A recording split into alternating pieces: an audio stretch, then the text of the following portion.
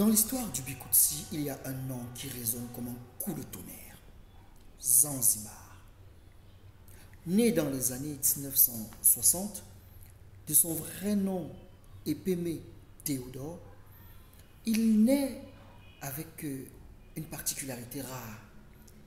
Il naît avec 6 doigts dans chacune de ses mains. Une singularité rare qui aurait pu être perçue comme une anomalie, mais qui se révèle être plus tard une réelle bénédiction.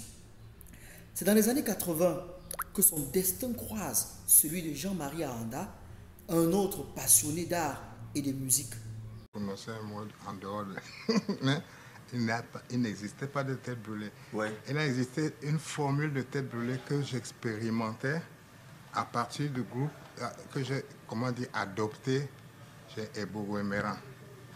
Ebou Guéméran, après, a prétendu que j'avais volé ses musiciens. Ce n'est pas du tout ça. Oui. Lorsque j'ai été appelé à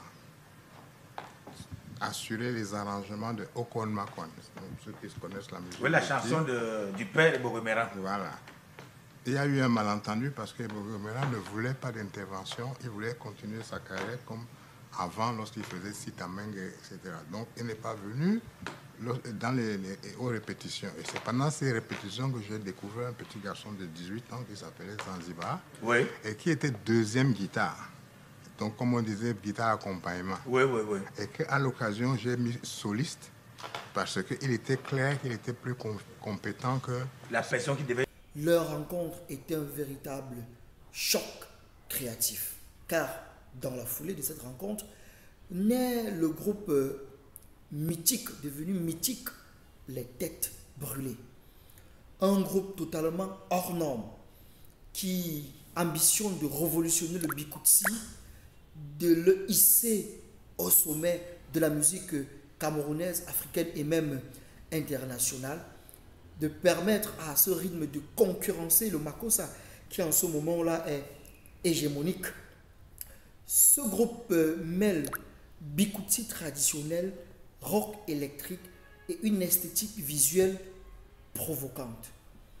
Mais au cœur de cette révolution, il y a Zanzibar et son fameux jeu de guitare unique, atypique, si précis qu'on le dit, possédé par les ancêtres.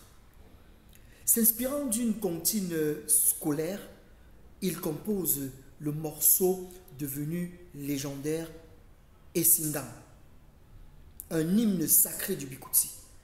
Aujourd'hui encore, pour tout guitariste ou aspirant guitariste, savoir jouer Essingang à la manière de Zanzibar est un passage ultime, un test véritable, on dirait même un rite initiatique de passage. Si tu n'es pas capable de reproduire Essingang tel quel, il y a de fortes chances que tu ne sois pas validé. C'est devenu en quelque sorte comme l'hymne des Têtes Brûlées. L'hymne du Bikutsi en général. Oui, parce qu'au jour d'aujourd'hui, si un guitariste veut se prononcer, il va devoir passer par là. Si un guitariste qui veut faire dans le Bikutsi peut déjà interpréter cette chanson, paf, il a son diplôme. D'accord, donc on le soumet à cet exercice, on le dit ici de nos jours. Zanzibar s'éteint prématurément et malheureusement en 1988, mais il lègue à la postérité un souvenir incommensurable, une œuvre légendaire et éternelle. Il a redéfini le rôle du guitariste dans la musique camerounaise en général et le Bikutsi en particulier.